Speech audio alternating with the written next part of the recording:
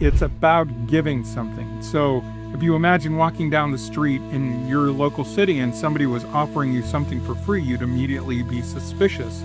Out there, it's the norm, and it takes down the social boundaries between people. So you're immediately intimately connected with other people. It's so dangerous in so many ways. And we're talking about an event here that literally is the antithesis of that. It is the opposite in every way, shape, and form. It is completely 100% based on social, in-person gathering, acceptance, love, and connection.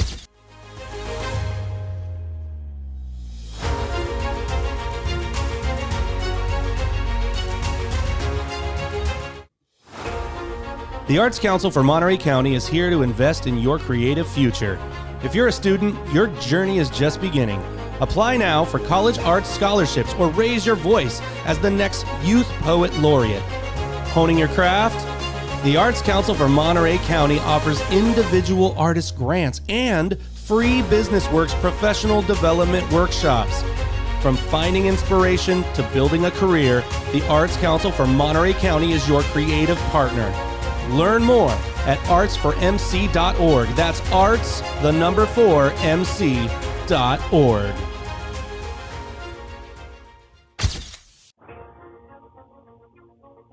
What up, what up, what up? Welcome back to Offline Expression. It is a gorgeous day to be alive. It's a beautiful Monday. It's sunny. And I'm happy to be with you because we're back.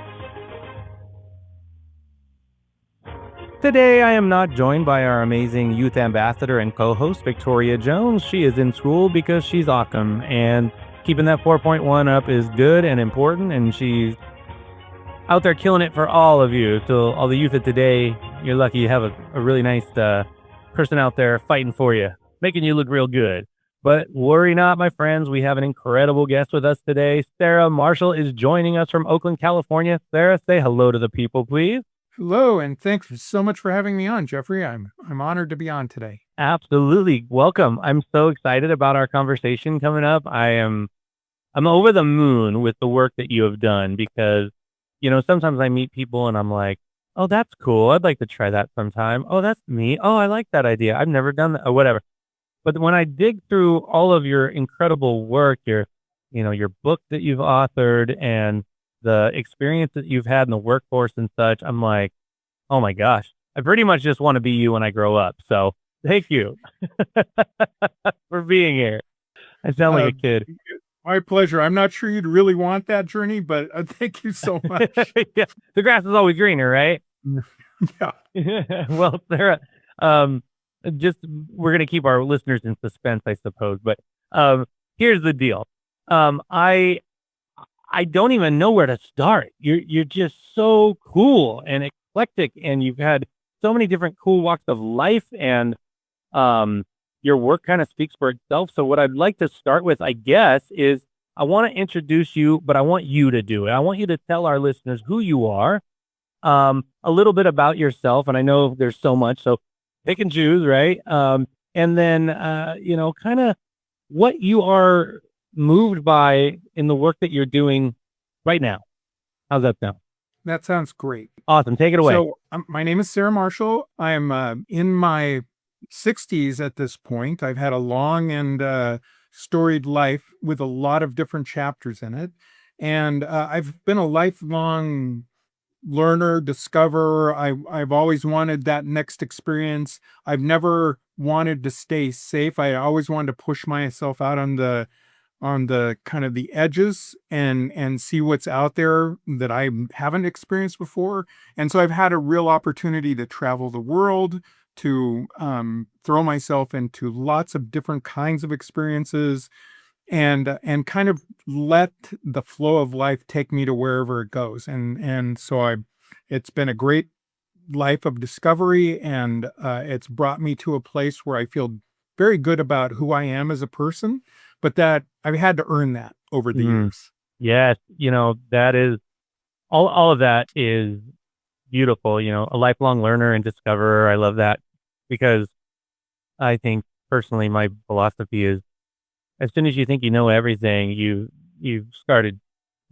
the death clock, basically, because you have to have an open mind in this world. There's so much to learn. I tell my psychology students there's 2 rules. Rule number 1, never generalize. Rule number 2, always follow rule number 1. It's just riddled with Yeah. irony, but it's true. As soon as you generalize, you get yourself in hot water because there's going to be outliers there to prove you wrong.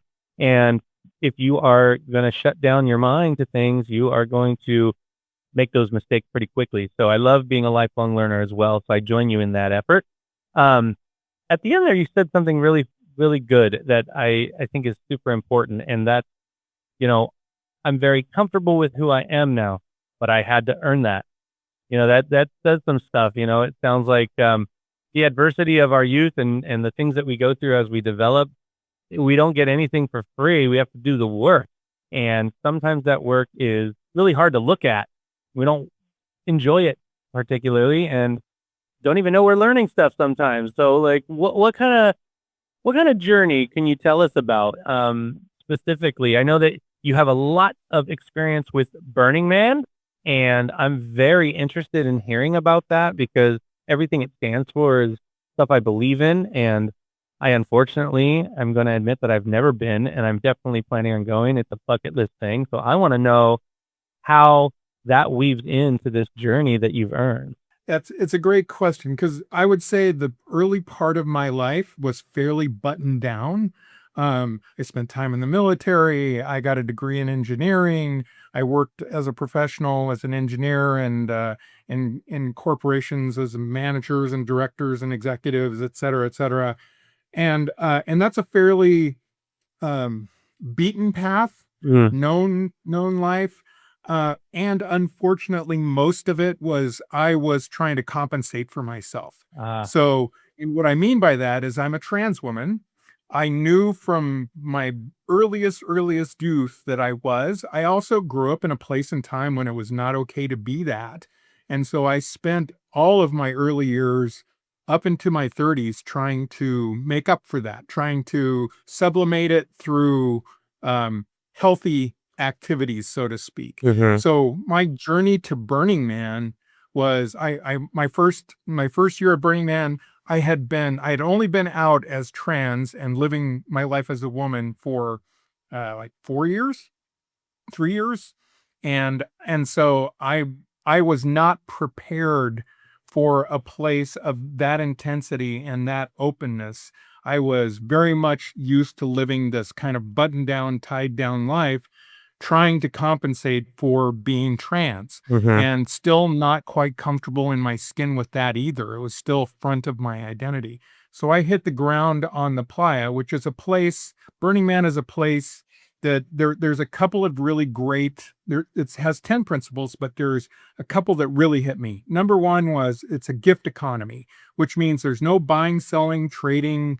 There is only giving things away. So you come out prepared to take care of yourself, and you bring something extra, whether it's in the form of a trinket or a service or building a camp that serves the community. It's about giving something. So if you imagine walking down the street in your local city and somebody was offering you something for free, you'd immediately be suspicious. Out there, it's the norm, and it takes down the social boundaries between people. Love it. Yeah, so you're immediately intimately connected with other people. The other thing is it's about participation. There's no observers out there. You're out there to be part of the event. And so I like to be in the background. I wanted to be wallpaper. I wanted to be not noticed. And I was in a place that wouldn't allow for that. So I had to deal with myself in very significant ways. I also stayed on the edges of community everywhere I was. So I was in this place that was all about a chosen community, a temporary community, and I was holding myself back. So I was watching back at that time, it was a little less than 20,000 people being very connected with each other, and I felt completely alone. So I had a whole journey out there, a whole week of dealing with that, what I call the big parabolic psychological mirror in the desert, where I just had to face myself the entire time. Wow. So many things. It is a remark. First of all, I've looked at these 10 principles, and it was an eye-opening, beautiful thing. And I love that one about gifting, because like you said, anywhere else, the societal norms would make you wary if somebody's giving you something. That's a really great way to say it. And so it is a beautiful thing to go somewhere and be able to give. Giving fills your bucket just like it's filling someone else's. It feels good, and it encourages increased community and connection with others in a social world that is lessening in that regard. We're losing a lot of that face-to-face connection. We're losing a lot of that socialization due to the rise of digital stuff. And so a place where it's designed to encourage it, not just encourage it, but catapult you into it, is a really beautiful thing. But standing on the outside of it, you have this big community, this huge group of people there with a common cause, and feeling like an outsider and having to, like you said, deal with myself.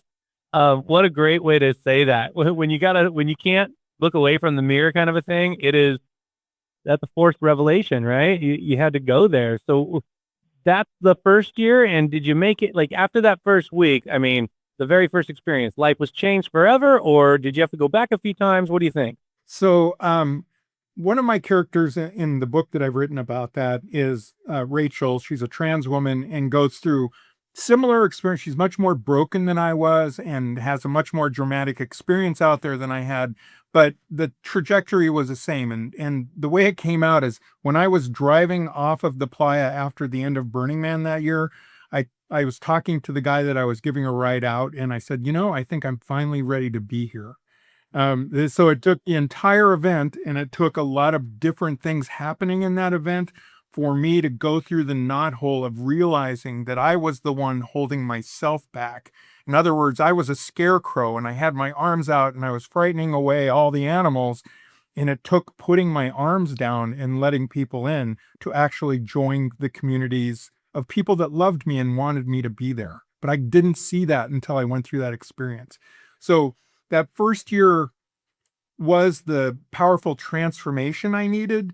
All the subsequent years was building something out there to help other people have similar experiences and have a place of safety to do that in. Yeah, that's cool because, whenever we go through our own stuff and it works and we feel good about it, it's a wonderful internal response to want to share that, to want others to experience it too, because we know how hard life is.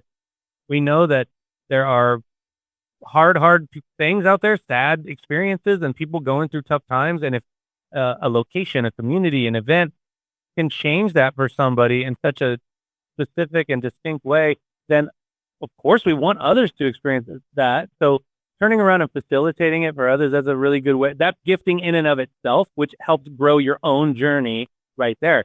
So you mentioned one of your characters, right? So in your book, which is called Playa, Dust in My Soul, there are 7 characters. Is that correct? So the book is called Playa, Dust in My Soul. I conceived of it in the early 2000s, kind of early to mid 2000s, based on my experience and the people that I started meeting out there and that sort of thing. And I thought there was a story there, and I tried to talk people that I thought could write it into writing it, but nobody would take it on. So I did, and it took me 20 plus years to become a writer in order to tell the story I wanted to tell. And it does, as you said, there are 7 characters. The theme of the book is belonging, and each character has a different relationship or a different brokenness about belonging and a faulty way for trying to have themselves belong without belonging, so to speak. And they each have to go through their own journey as they come onto the Playa and have their experience at Burning Man. And eventually all the characters intertwine and meet each other, and then it all comes up into a key event towards the end of the book. But the key thing that I explore in that book is what is belonging? How do you belong? What are these spaces, where these liminal spaces where there is a temporary period, a temporary community, a temporary place for you to explore, and you only have what you have in the moment while you're there. Everything is very immediate, requires your immediate response, and it may be a good response, a bad response, but it all comes to a head. I mean, first of all, I'm authoring a book right now. It's coming out in about a month, and that was more,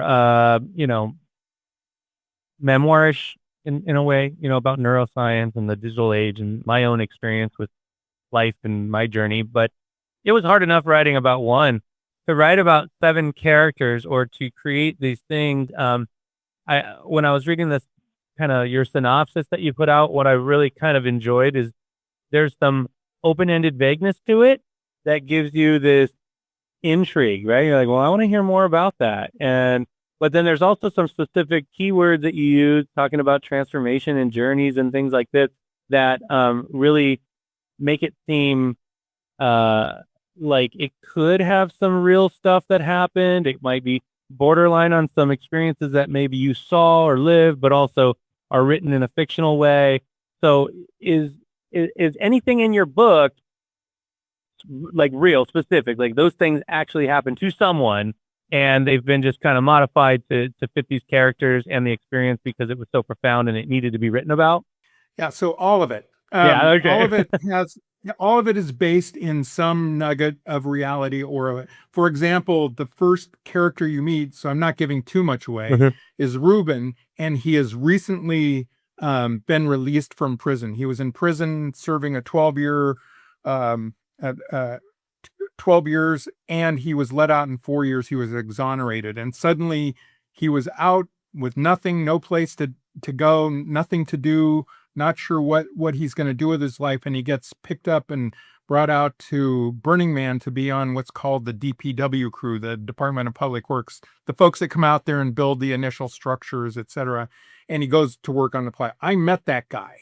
Now, the story I've created around him is completely fictional, but I met that guy on the Playa who was there just 3 weeks out from prison and suddenly in the most chaotic place in the world. And each of those characters that are in the book, there's certainly a trans woman who's very much based on my experiences, but a bit different. And all the characters are all people that I've known, still know, etc. But they are captured in a different way. I see. So when you say Playa dust, okay, for those who don't know, like me, the layman out there, right? Talk about the Playa and what that means and where this is. Like, does Burning Man move around? Is it always at the exact same place and that therefore it is the Playa, and what that dust kind of signifies to be connected to the soul? Sure. So the Black Rock Desert is a desert that's one of the most remote areas in Nevada in the United States. For that fact, it's very remote. There is literally well, let me back up and say what playa means. It's a Spanish word for beach, and it refers to the alkali lake bed that is left when the big lake out there dries up in the summer and there's nothing out there but a large flat space in the earth. And it is flat. It is 100 miles long. It is probably about 20 miles wide. And there is literally not a plant, bird, bug, nothing out there except for alkali lake bed.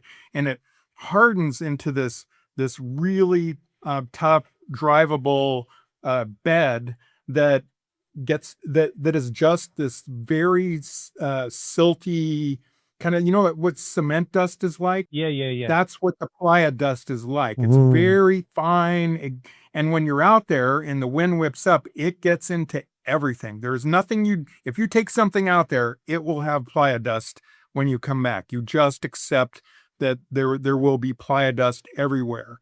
And the idea that event, the Burning Man event on this playa dusty bed, that it gets into your soul and becomes part of you, is what I explore in that book. Yeah, on your website, the picture that you have, like your main photo on the homepage, is gorgeous. I can't stop staring at it. It's just so cool. It is expansive. It's got the sunrise. It's got the mountains. You could see the playa clearly, but you also see all these people just coming in from different areas in their way, on foot, on bike. We see some flags and tents in the background. It is And that's just the bottom 20% of the picture. The rest is the beautiful open sky. It is a really great representation of what you just described. So when it comes to these principles, one of the things I have to imagine is really important, both in your book as well as in your life journey, is the radical inclusion and the radical self-reliance. The word radical is specific. It's not just Yes. included. It's radical inclusion. There's an acceptance that is deeper than any construct. You are a human being, period. End of statement. You're in. And then self-reliance, if you can dive in, like you said earlier, trying to deal with yourself, discovering, exercising, and relying on your inner resources, these sort of words, like, tell me about radical inclusion and radical self-reliance in what not only you've seen in your own life, but what you've witnessed and gotten to experience with the people that you've worked with out there. Yeah, I'll start with radical self-reliance, and then I'll come Mhm. to inclusion. So, as I mentioned, there is nothing out on that playa bed except for playa bed. So anything that gets out there, a human being brought it out there for some purpose. So you're expected to show up on this place where there is literally no resources that support human life other than air. And you're expected to bring everything that you need to support yourself for however long that you're there. And then in terms of that gifting experience, bring something additional. So not everybody actually meets that aspiration of being radically self-reliant, which is, why we create camps and villages out there to support people when they come out without being sure what to do, that they have a support system. The radical inclusiveness really hit me as a trans woman coming out there with all this stuff I had in my mind about what it was to be trans, etc. And being trans was the least interesting thing for people about me. They didn't really care at all. It just wasn't a thing. They wanted to know who I was as a human being. They wanted to connect with something deeper inside me. So it forced me to deal with the fact that I was the one that was putting up this wall between myself and the rest of the world, called the trans wall, saying, well, I can't really fit in here, blah, blah, blah. And I went to an event that upended that said, that's not important. You get to be human being out here. And what are you going to contribute as a human being?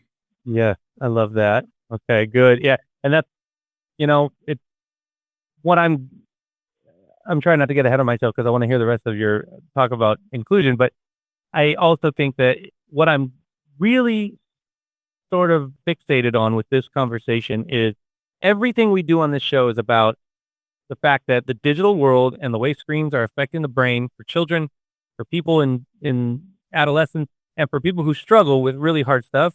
It's so dangerous in so many ways.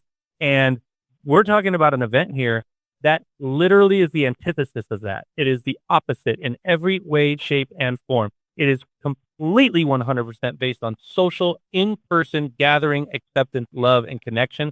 And you cannot find that anywhere else anymore. And even in the greatest places we create it, I do a lot of theater. That's cultural. It's beautiful. You get to experience something as a group. Sporting events, people are all together watching a united thing. There's connection there. There's lots of things that are connection, but the acceptance and inclusion part, the participation part, the removal of advertising and marketing and branding and all the stuff that is so insidious in the world, this doesn't allow it at all. And that is so important because, like you said, if you have this trans wall up, and it didn't matter, it wasn't important to them, it upended that for you, it really forces you to go, well, wait a minute, why do I have it up? What is putting that there? Is it the world? Is it the social world around me? Is it a social norm thing?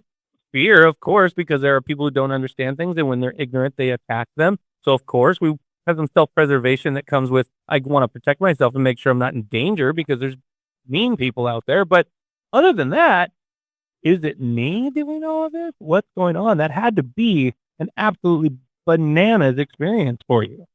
Oh yeah, and if you think about, we're in an increasingly polarized world where it's not just we have differences of opinion, it's like us and them, enemies versus clan, etc. And out there, that is all swept away. You are out there as a human being with a soul that people want to know, not just who you are as an identity, but who are you as a soul. Mm. And you're absolutely right. The being thrown into an environment where all those trappings are taken away, where your electronic devices don't work out there, so you are completely going to have a real inhuman experience, and a set of principles that drives towards intimacy and immediacy. You are there's a character in my book who talks about, she meets a guy who says, "Here, I want to give you a present," and he gives her a watch, and the only thing on the face of the watch is now, and he gives her a compass to wear, and all it says in the compass is here. And so that is the representation of what it is to be out there. That all there is now, here, and our souls meeting one another. Wow. That's cool. And when you strip that stuff away, what was that, what were there main players in the game that helped you with that transition, from, realizing that wall was something you were holding up? Were there friends that you made that went with you? Did you bring people back with you? How has the connections of those social interactions like carried on throughout your life? Yeah, so there are kind of two levels. One is because of the immediacy of the event and this gifting economy, I would get connected with people and suddenly be deeply connected, like within seconds, have very deep and meaningful conversations with this stranger that I might know for 30 seconds or the rest of my life. You just don't know. And so making connections out there was incredibly easy, but took giving myself to each of those moments.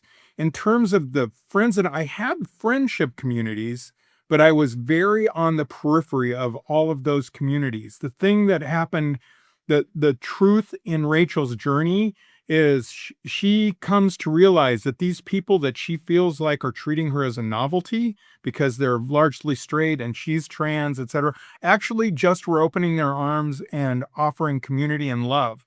And as soon as she was willing to open up to that, she had that in full, and that's what I got as well. So my experience in the many years that I've gone to Burning Man since, I've gone like 23 times in the last 26 years, is in providing that for other people. So we built a village that we open up to others, that we invite them in to be part of what we do, and give them that really lovely, safe place to come home and be loved at the end of the night when they're done going out and having their adventures. And so that has very much marked my existence moving forward from my initial experience trying to hold myself back to giving others that place to be.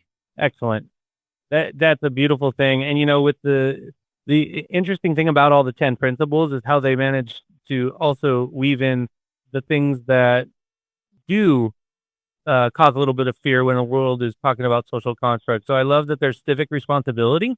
You still have to follow local, state, and federal law, right? Like that's important. Leaving no trace. We're not going to be out there and be some crazy thing that leaves trash in the middle of this desert. No, we're going to leave no trace. We're going to leave it completely clean, if not better than we found it. And being able to say things like immediacy, right? Like it's happening now in real time. It's you got to be in it and lean in. And those things are important things for people who have never been before to know, because I think there's going to be a fear, like, I don't know what to expect.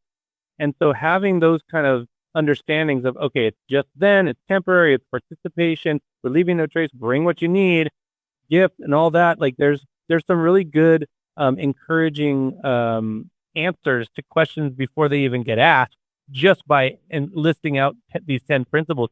And then the continuous use of radical self-expression, radical self-reliance and inclusion. Radical has been traditionally, radical is not always the greatest word. When you hear radical, sometimes it comes with a negative connotation, like it's too much. It's outlier. It's not normal. It's outside the scope of what should be. Radical. I think having it multiple times in this list is so cool because you've taken this great word and used it for the fierceness of human connection and community, as opposed to it being something that could be bad or dangerous. And I think that is crucial. Yeah. So if you think about the principles in whole, what they encourage, what they demand from participants at Burning Man is their best selves.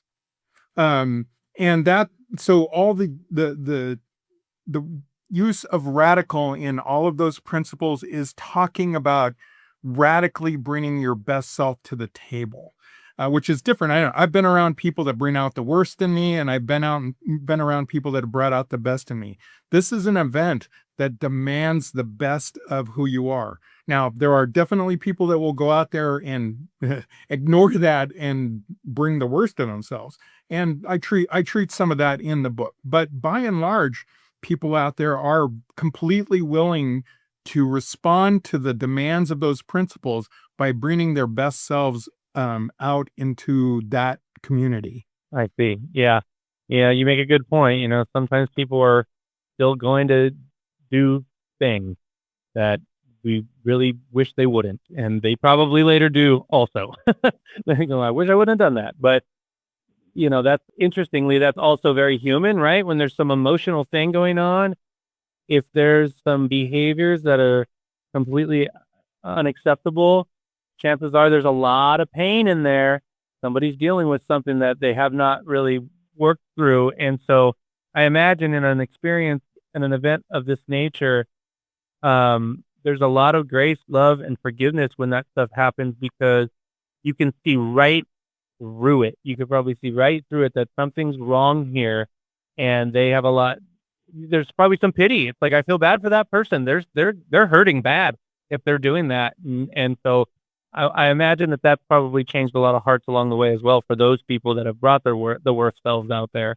Yeah, there was a period over the early years I was out there that we would bring out these things that we called fluffies. They were like, you could use them as a wrap around your neck, but you could also open them up and pull them up and wear them, or use them as a hat, they were just really cool kind of fluffy things. And over the year coming up to Burning Man, we would buy and sell them so we could get enough to bring out there. And the last year we went out there with them, we brought 6,000 of them to give away. Wow. And what I would do at night is I would stuff my backpack full of these fluffies, and then I would ride around looking for the most miserable person I could find. And whenever I'd find somebody, I would, pull out a fluffy and put it around their neck or whatever, and then watch them just kind of shift. And that was like one of the happiest moments that I had out there, was being able to see these people that are miserable and then just give them a moment of being seen. That's beautiful. That sounds cool too. Like, what a great way to like gift, something that's fun, unique, practical, but also inclusive, because a lot of people got them. If you have 6,000 of them, it's like, I got one of those. That's kind of fun. And then getting to see that transition, like, how can you not smile or feel a little bit loved just from a moment of somebody giving you something like that when you're having a moment? So that's cool. I want to switch gears a little bit, because I want to know, it's one thing. A lot of people have been to Burning Man. A lot of people have been out there and experienced this, but not all of them go on to continue the work, write a book, have transitional work with others, and work with professionals all over the world. So I want to know, your early years, you said you were, in the military for a little while, and then you've done chemical engineering and all these different things that are in the, the workforce as well as the armed forces. And so how did your professional life change from your experiences at 20 plus years in Burning Man as you're going through your professional life? What kind of things did you take from Burning Man and implement in your professional life? What sort of things did you realize weren't working out for your professional life that needed to change? And what sort of things were you able to help others with in the workforce and your professional life that came from that? That's such a great question. Nobody's asked me that question before, and it's really, I have a really interesting answer. Okay. So I was quite accomplished before I went out to Burning Man. I was director of operations at a biotech company uh, before I went out, and it was a place that needed just radical transformation. It was running very poorly, and it needed to shift, or it was going to die. So I was hired in as the director of operations as a change agent, and I turned it around. I made it run really well. It was in great shape. I got the numbers that I needed. But what I did do in the process of that is just left bodies everywhere. Mm. If folks weren't performing to the level that I expected in order to create this transformation, they were out. Um, and at the end of it, I had accomplished everything I set out to accomplish, but I had left so many bodies Mm. that everybody was, not every. So either people loved me or hated me. But what I went to Burning Man with is knowing that that was a broken model. What I was doing was broken, that I was doing something for my ego to improve things so that my ego can say I did this thing Mm. instead of being there for people. Part of my transformation in that, and then Burning Man sealed its fate, was um, I was only going to do transformation in the workforce by leaving no person behind. So everything that I went into after that, every transformation, and most of my work has been in transformational work, shifting the organization went from one place to another, was to bring everybody along with me. So I became an expert in change management and communications, and so that I could raise the specter of what the change would provide and then bring everybody along. And one of my greatest moments was I was working as a consultant in an organization, and this woman, as I was leaving that particular contract, she said, "I just want you to know that when I first came in, I was really reluctant to be working with a consultant who was going to tell me what to do, et cetera, et cetera. But I realized as I was working with you that you would leave nobody behind and that you were bringing us all along so that we would all be successful in this."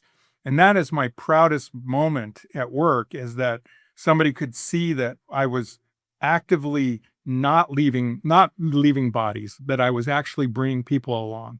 Oh man, that's so beautiful. I love that. And you're right. Sometimes there's some cutthroatness to the business side of the world, right? We have cliches for it. It's business. It's not personal. It's we have to do it this way, and um, but there's such a finality to that, right? It's like, all right, well, these 10 people aren't performing. They've been given X, Y, and Z chances. So here comes the chopping block. And now, yeah, you met your goal. Yeah, they are more successful. Yeah, the business got the turnaround and all that. But that feeling of being the executioner in those regards, you carry that. So then to change and go to a place where everybody has a place here, we just got to find a way to either get through and find those strengths in that person and put the aces in their places, so to speak, or find a way to communicate what is needed in a way that they can hear it. Some people you can sit in front of a room of people and explain how something works, and half of them may get it the first time, half of them may not. We all hear things differently, and some people our brains take things on differently, hands-on learning and all that. So taking the extra time to find out what those ways are and then bring people along, it had to feel so good to be able to still reach your goal, still meet the need, and then not essentially be the reason be the reason somebody went spiraling into sadness because they lost their job or something like this. That's a great lesson to take away from that community. That's and it very much the model in Silicon Valley definitely lends itself towards personal ambition and showing that you're the one that can do all these cool things, and leaving body counts is a completely acceptable way to do that. It just isn't for me anymore. And it definitely was career limiting in terms of where I would make it at the, The hierarchy. executive levels and larger companies. But I could wake up and look at myself in the mirror every day and be okay with that person staring back at me. And that we all have to do every day. And so if you're not looking, in my book, I talk about the statistics of how, like, the research that there is on how often people actually look at themselves in the eyes in the mirror. It's staggering. Like, we look in the mirror every day. We'll check our hair. We'll make sure that we don't have anything on our shirt, we'll all that kind of stuff. But to stop and really look into the eyes of the person looking back at you, it's remarkable how often that does not happen for many, many people.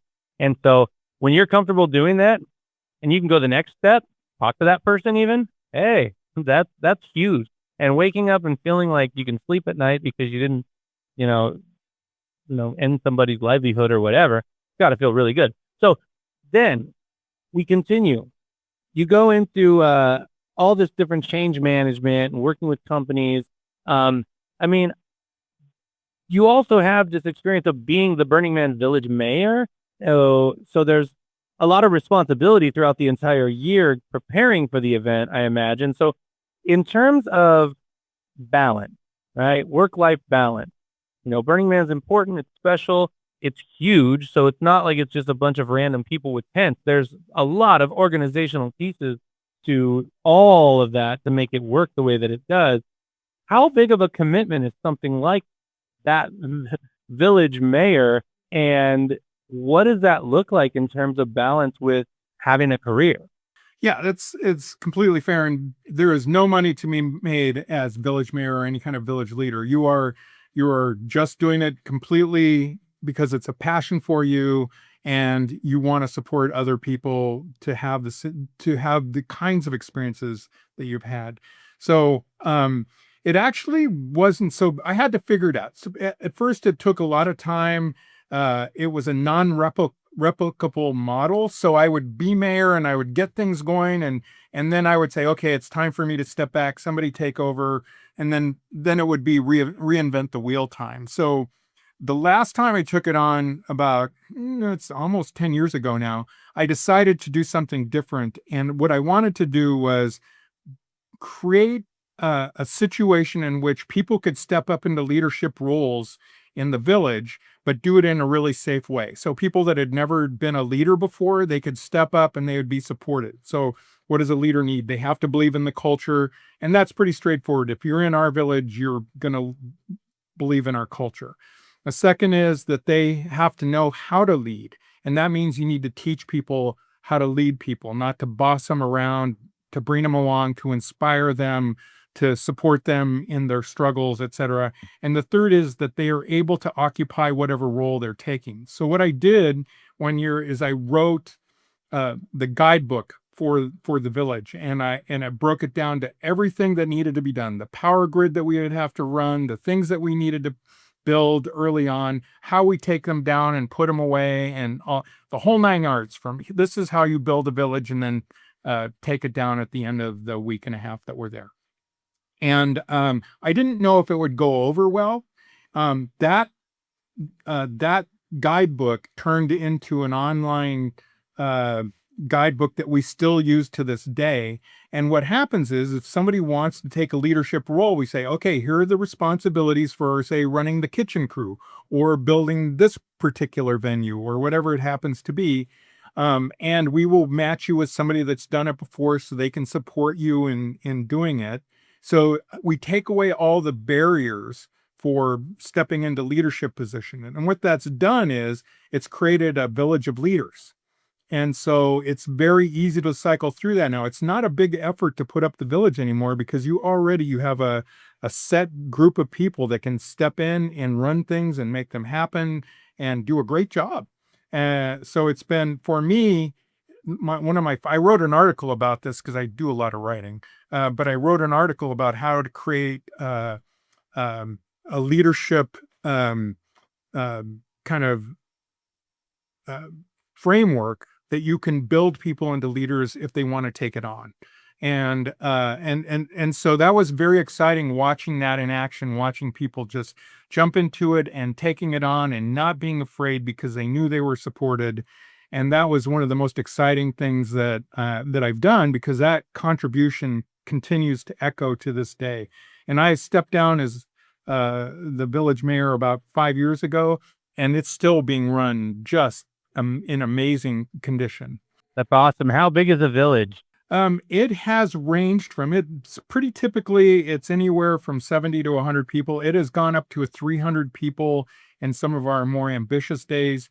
we call it a village because we tend to have multiple camps within it, and we've had up to 5 different camps offering 5 different things at once, and it's just very exciting to see all you walk out from the village. You almost never want to leave the village because there's so much going on there, Right. and yeah, it's pretty incredible. Yeah, and then you're like, there's a ton of other villages out there, and you want to go and share and experience it, but you've been working all year to bring this village together, and you want to spend your time with your people. So that's such a cool conundrum to be in, right? It's like, I want to talk to everybody, but I love all these folks here. One of the things you were talking about that really stands out to me, that I think, you can't learn a lot of those things you're talking about that they do in this village, and like the leadership roles and stuff. Those are life skills. Those are things that kids don't know how to do anymore. Like, teenagers don't use their hands, and like, the amount of times I talk to a teenager, if you ask a teenager if they've ever used a hammer, if you've ever hammered a nail into a piece of wood, most of the time they will say no. I was like, one of the most important things about learning is making mistakes, right? You hit your thumb with a hammer one time, you have learned how to use a hammer. Like, you know exactly what not to do and how to hold that thing just right, because you have the self-preservation in there. But if you don't know how to cook your own meal, well, if you're out in the desert and you don't have food, you better learn. It suddenly becomes, there's an economic push to this, right? The law of diminishing marginal utility, essentially supply and demand, right? A bottle of water is worthless in an Aquafina factory, and it's priceless in the middle of the desert. It's the same object, but its value changes. So all of a sudden, if you're out there with a bunch of other people and you're literally going to build your livelihood and your survival from scratch, like, you have no choice. The amount of life skills that you teach in that week, and the amount of life skills that you teach all year long preparing for that, you can't do that anymore. You don't see that anymore. And you would have to pay a lot of money somewhere to learn how to do it, to even get the opportunity to try. So what an amazing way for people to get that opportunity. And it builds confidence. There's so many layers to that. I can do this. I can do hard things. Do you see transitions with these people in your village? Like, they go from, oh, I'm going to step into a leadership role, but they're kind of scared, maybe a little timid at first, and then all of a sudden it's like it shoots them off into a trajectory of leadership in the rest of their lives? Absolutely. So multiple people have got like, I'd like to try it, but I am a little afraid. And then we give them all the support around that. Here's how we'll do it. Here's who you can turn to. If you have any questions, if you run into something hard, you have people here that will help you with it. And I've watched many people do it. I'll give you the best example I can give you, though, is my daughter. And my daughter has been going to Burning Man since she was 5. Not every year, but she's been out there, 12, 13 times over her life. And she's now in her 20s. And she, over the years, I remember early on, she said, if there's ever an apocalypse, I want you on my team. because you have to learn how to do everything from scratch out there. And now she is completely competent as a village leader. She has run camps out there since she's grown up. And it's so amazing to watch somebody step into leadership in a most not purposeful way. She just leaned into it, and she kept learning things until she became a really lovely leader. And she is so kind and gentle with people when she is working with them that you never know that you're being led, because you just think that somebody's taking care of you. It's amazing. That is amazing. And good for you for doing that with your daughter, because I think that there is no better caregiver to dependent connection in the world than going places and doing hands-on things together. There's just something really special about that. And another thing that gets lost in the digital world these days, it's a hard battle to fight. So you brought that up, and now I'm gonna go there. What would you say if you could pick one or two or three? What do you think the negative stereotypes about Burning Man are out there in the world? What do you think that rumor is? Yeah, so by and large, what people generally hear about Burning Man are headlines, and they're almost always spectacle. It's something big happened out there, or something bad happened out there, or it rained and people couldn't get out, or somebody died out there, or whatever it happens to be. But it's largely spectacle, big party, flashing, colorful, etc. And all that is out there. But especially when I wrote my book, what I wanted to give was a real lived experience of what it was to be like out being at Burning Man on the Playa, living day to day. And that experience isn't just a big party. It isn't just spectacle. It isn't dramatic events. It's just life. It's life and dealing with things and people and your own emotions and your own struggles. And any moment you can either be having this most amazing experience, or you can just be miserable. And what I tried to do with these 7 characters that I built the story around was tell the story of Burning Man as a lived experience from almost a 360-degree angle. What is it like to work there? What is it like to show up and never having had any experience with it? What's it like to try to build something big out there and struggle with it? All of those things needed to be part of the story. So if you read the book and you've been to Burning Man, you'll go, oh yeah, there's 1,000 Easter eggs, oh yeah, I remember that guy, or I had that experience, or whatever it was.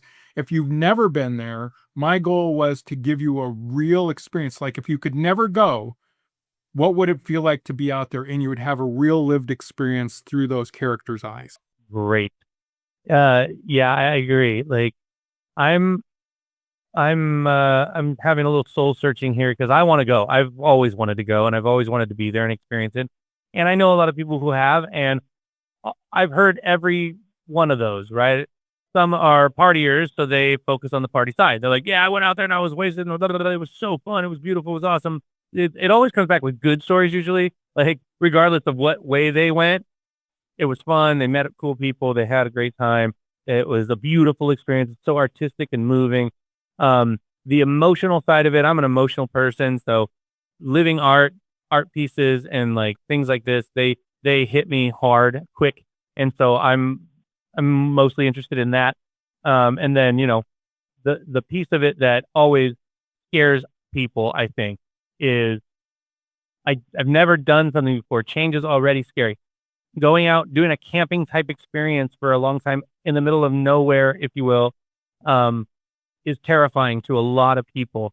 So if you could tell someone who's never been there before, who's been curious about it, but is maybe afraid, how can you, what would you say to encourage them to give this a try and calm those fears?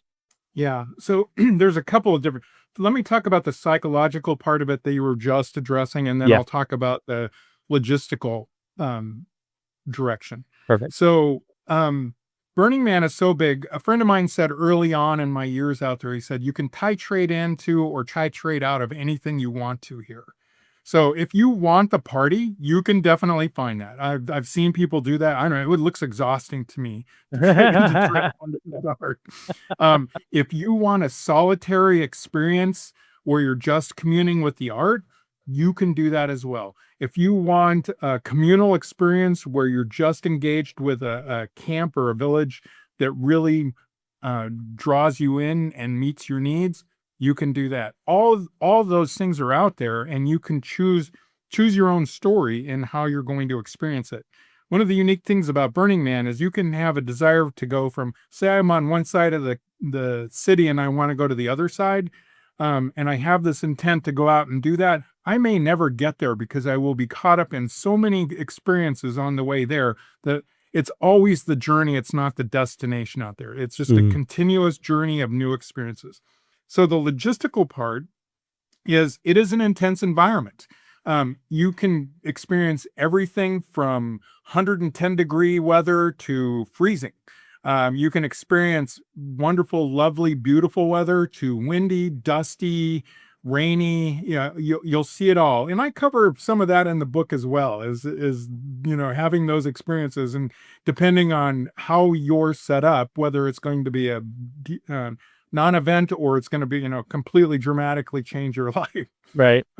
So what I suggest to people is if you want an experience where you feel safe and held, join a camp or a village. Now, you're going to be expected to have some responsibility if you do, but you'll also get supported and taken care of by people that are concerned for you.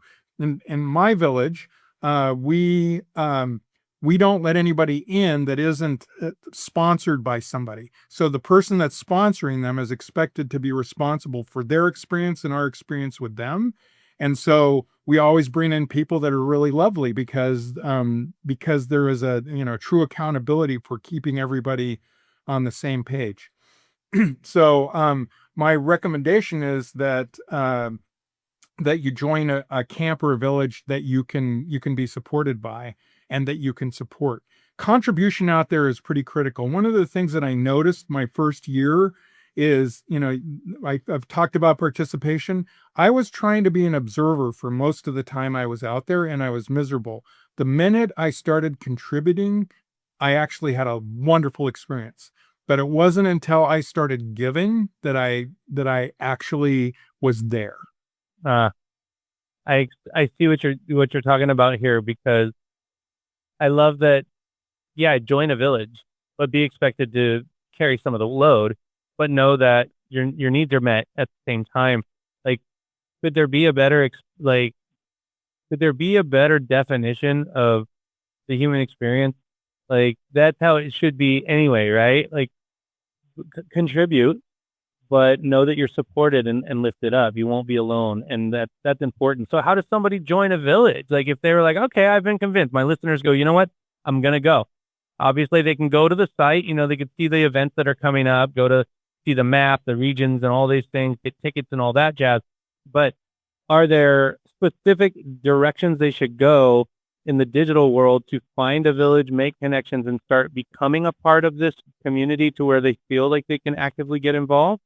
Yes. So the burningman.org site is for people to understand what Burning Man is. On that site, all the persistent camps and villages that come year after year are listed, and there's typically contact information for that. So if you're reading through the blurbs on the camps and you see something that calls to you, you can reach out to the contact there.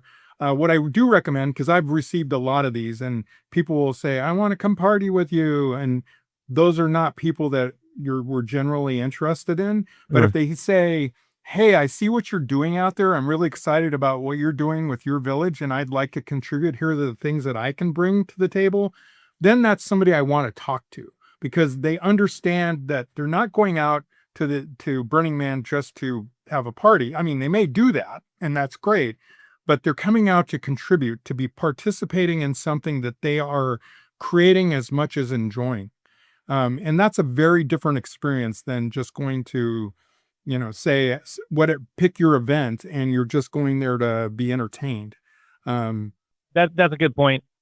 While you were mentioning that, I was already on the site before, and I was shocked to see that you can literally click on find a group, United States, and bam, right there, Monterey, California. That's where I'm at. There's a whole lot of folks down. There's a regional event in Monterey every year. Yeah, and there's one right here in Santa Cruz, which is really close. Obviously, South Bay, East Bay. Like, there's tons. There's so many ways to get in contact with people right near you, wherever you're at. And I mean, today is what, April 13th? Burning Man's like now. It's coming up. It's coming up. Tickets are on sale. Yeah. Yeah, it's like next week. Yeah. So if you want to go, getting involved with those local groups, and you're right, there are regional groups all over in fact, all over the world, South Africa, the UK, et cetera, because people come off the Playa and they want to bring a piece of that home. So they create regional events associated with the burn, and yeah, get involved with those groups. You can find a camp you like, and then you'll have a group of people to go out with, and you won't feel so alone when you hit the lake bed. Yeah, exactly. And it's funny because with something like this, people, the fears we talked about, the psychological side, right? The first thing you want to know is like, okay, yeah, but what do I do? Do I need to get like a U-Haul trailer to take all the stuff I need? Do I just load up my car with things that I think I'll need to sleep in? Do I need tents? Do I need cots? Do I need an RV? Like, what do I do? Like, what do I need? And so I guess if you didn't have access to the internet, which is no one on planet Earth now practically, but if you didn't have a group that you connected with and you were just a total nomad and you were just self-reliant, all that stuff, bare minimum, what do they got to get? It's a great question. So there actually is an area there that for tent camping, it's a walk-in. You park your car and you walk in and you set up whatever you want. So you're away from the main kind of city, but you are there at the event. So there are people that do that as well. And what that requires is some kind of shelter. You definitely tent, sleeping bag, whatever it is you want to have. And then all the food you're going to need and all the water that you require. And they suggest that it should be at least a gallon and a half per day. I usually bring out 2 gallons a day, and that way I can shower and stuff like that. But you bring everything that you need. So food, shelter, hopefully a little bit of shade out there because it can be pretty extreme. And then your water, and you're good to go. So your ticket, your vehicle, the stuff you need, and then head out there. And one of my characters comes out there, we'll just say highly under-resourced, and gives a whole experience of what he goes through while he's at Burning Man. Yeah, the gifting is going to come in really handy if you're really under-resourced. Like, I don't have any food. Yeah, that's going to be a problem. You're going to need that. So yeah, there's no place to buy food, so you're going to have to do something. What's really interesting is there's a lot of camps that give away food as part of their service. And so I did explore with that character. He ran out of food, and so he just started going to all the camps that gave away food, and that was how he ate for most of the time he was there. Yeah, it's a conundrum that is lucky, because obviously that's not a good position to be in. But in a village or a community where it's specifically designed to be inclusive, you're not going to die of hunger. It's an incredible realization. No one's going to let that happen. All right, so before we have to wrap up, I want to get back to your book real quick, Playa, Dust in My Soul. So this novel has been going on for a long time. You've been working on it for a long time. Obviously, it ties in a lot of different experiences, and you've created these characters with a lifelong, theme through line. When did it actually publish? When did you actually finish it? And is there more on the horizon because it's so deep and evolved? Are you writing other things? And what's the world of your author life look like right now? It's really funny because I spent literally over 20 years learning how to write so I could tell the story. I published it at the end of December, so it's been available literally since I think December 28th. Yeah. And I'm doing podcasts like this. I am just working on the audio version of that book now, so it's available in a hardcover, paperback, and on Kindle. And my next version is to get an audio version up. So that's available as well for people that don't have time to read a long book, because it's a fairly long book. So that's coming next. I figured, I finally would just get that one big novel out, but my publisher is pushing me to go round 2 and maybe do a return to Burning Man as a next book. I haven't quite figured that out. I have some ideas for what I want to do, but I hadn't really even thought of a next after this, and now that's coming up in my world. That's great. That's a good sign of success. If it's moving people to say you should write more and give us more on this, I think that's a really good sign. I bought it. I'm getting that. I'm going. And not only am I getting that, I am very, very deeply interested in taking my bucket list idea of going and making it a reality, because this is the best way I've ever heard it really described. It hits on some things that I never really thought of before.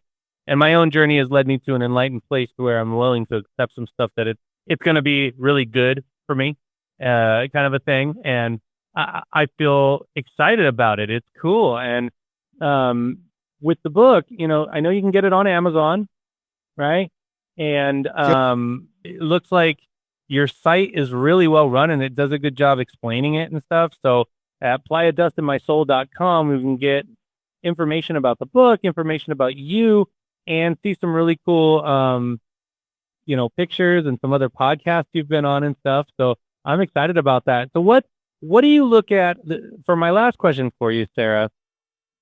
What does the next 10 years of your life look like with everything you've learned, with all of your professional successes and your career and your Burning Man experiences?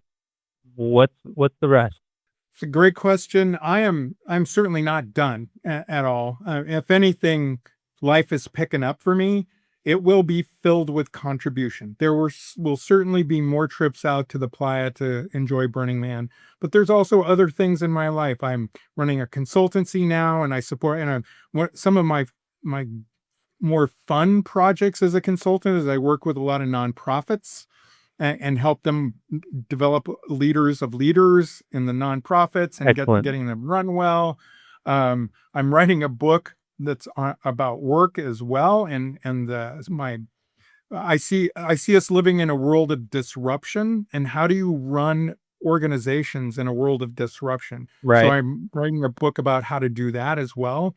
And I don't plan on slowing down. I'm just gonna keep going until how does that saying go? I'm gonna burn brightly till I pass that torch on to others. There you go.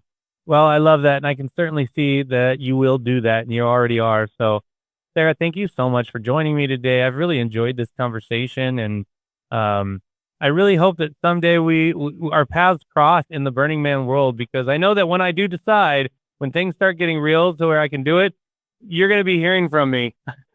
Reach out to me. I'm happy to help you through that. Excellent. I love that. And thank you again. I appreciate you so much, and go burn brightly. You too, sir. Nice to meet you, Jeffrey, and this has been wonderful. Yes, it has. I can't wait to read the book. Thank you so much. All right, we'll talk soon.